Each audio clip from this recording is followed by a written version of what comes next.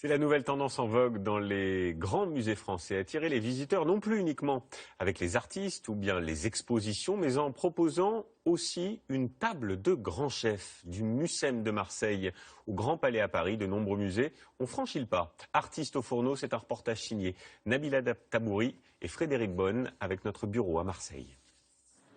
Au Grand Palais, parcourir l'exposition Velázquez, c'est découvrir l'œuvre du maître espagnol. C'est aussi apprécier le trait, la profondeur et la beauté de son œuvre, comme la Vénus au miroir.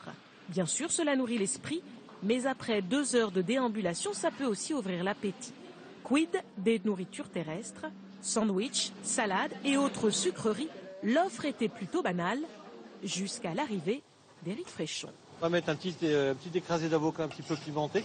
Oui.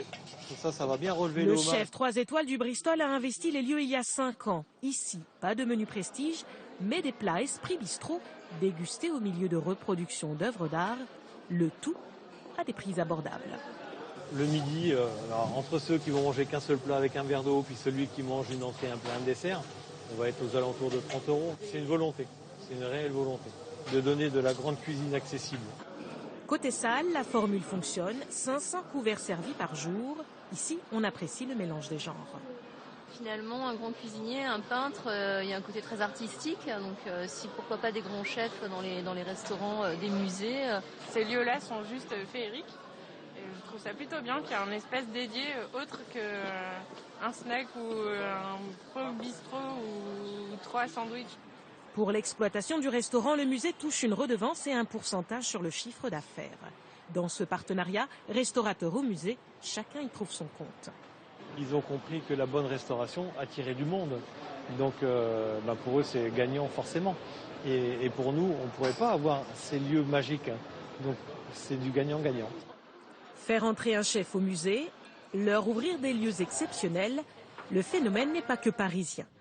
Avec la mer comme écrin et une architecture toute en dentelle, à Marseille, le Mucem a fait appel à un autre artiste des fourneaux, Gérald Paseda.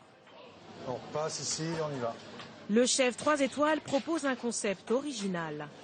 Un self-service haut de gamme où la cuisine, tel un tableau vivant, Celle qui prend quoi comme assiette pour les canettes? S'offre au regard des visiteurs.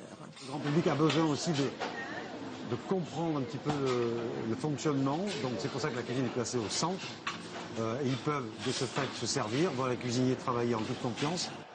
Au Mucem aussi, le succès est total, 300 couverts par jour. On ne parle désormais plus de restaurant du musée, mais de restaurant dans le musée.